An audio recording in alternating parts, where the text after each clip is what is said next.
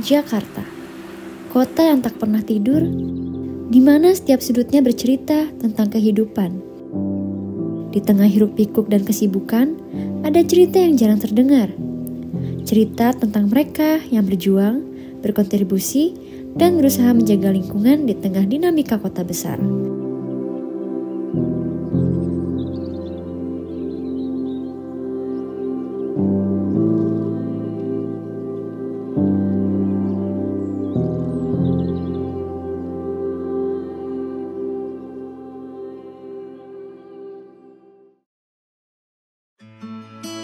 Oke, halo, gue Fadil Rashid Rusdiansyah.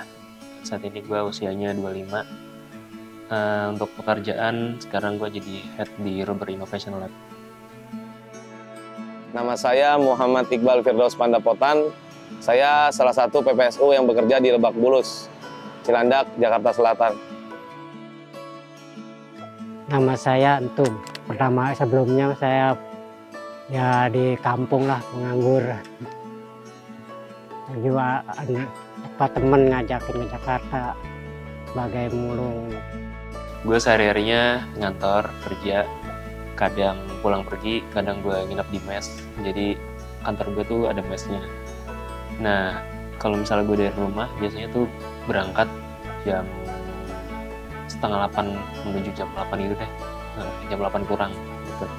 Biasanya yang gue siapin tuh setelah sarapan, gue pasti nyiapin minum gitu. Karena nyokap gue selalu ngingetin gue buat selalu sedia minum gitu, biar cukup terhidrasi tubuhnya. Terus ya akhirnya itu jadi terbiasa gitu sampai sekarang. Kalau sehari-hari saya bekerja sebagai PPSU di Lebak Bulus, terutama di bagian penyapuan persada sebutannya gitu.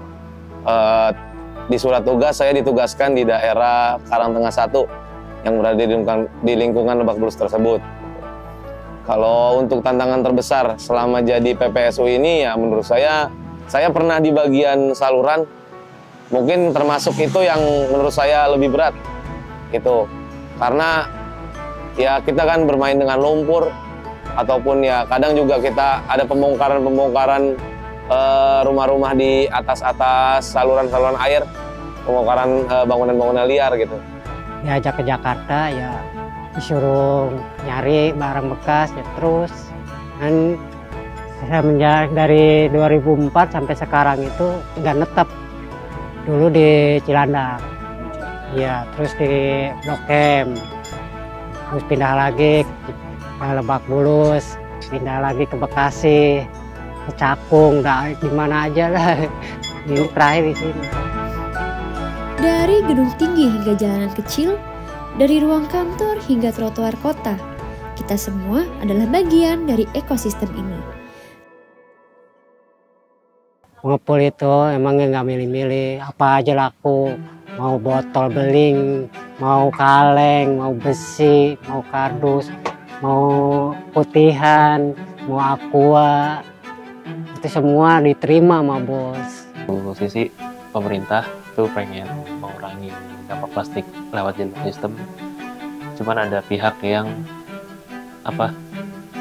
terancam juga di profesinya gitu. Ini gua waktu itu sempat baca juga di berita gitu tahun 2021 sih. Itu ada Ikatan Pemulung Indonesia tuh protes karena ada kebijakan pengurangan penggunaan plastik yang berdampak ke mata pencarian mereka gitu. Jadi ada yang turun gitu deh angkanya. Ya kalau botol nggak ada, ya gimana ya? Paling ada pendapatan sedikit, tetap nyari botol tetap gitu. Karena ya mudah-mudahan ada kardus yang banyak lah yang lain gitu. Soalnya ya barang-barang begini biarin ini murah-murah gitu harganya. Semua itu kan saling kita hidup di masyarakat ini menerapkan simbiosis mutualisme lah gitu, saling menguntungkan. Dalam artian pemulung itu kan nggak hanya sampah plastik, mereka bahkan ada yang dari besi ataupun dari kardus-kardus yang lainnya gitu kan, bisa aja gitu. Karena menurut saya itu hal-hal begitu hanya orang-orang yang memang tidak ingin bangsa ini maju kalau menurut saya sih. Karena apa ya, itu kan hal-hal yang memang harusnya berdampak kurang baik untuk lingkungan kita sendiri ataupun untuk dunia nantinya. Harusnya ya kalau memang itu lebih baik ditiadakan, kenapa tidak? Cuman kan nggak semudah atau segampang menerbalikan telapak tangan kan gitu. Semua butuh proses gitu, pelan-pelan. Ya mungkin awalnya memang manusia abai gitu, kayak misalkan nggak pakai plastik kayaknya nggak bisa. Nyatanya sudah di beberapa daerah banyak kok yang menerapkan seperti itu gitu. Oke, kalau di kantor gue, karena kebetulan kantor gue nih konsepnya tuh masih kayak mirip-mirip rumah gitu, jadi banyak hal-hal yang mirip juga kayak di rumah tangga gitu. Nah, untuk penerapannya sejauh ini udah berjalan sih. Di berbagai acara tuh kita udah menghimbau peserta yang datang tuh untuk bawa tumbler selain botol minum gitu. Kita juga nyediain galon untuk mereka isi ulang gitu-gitu. Nah, kita kan juga pakai galon ya.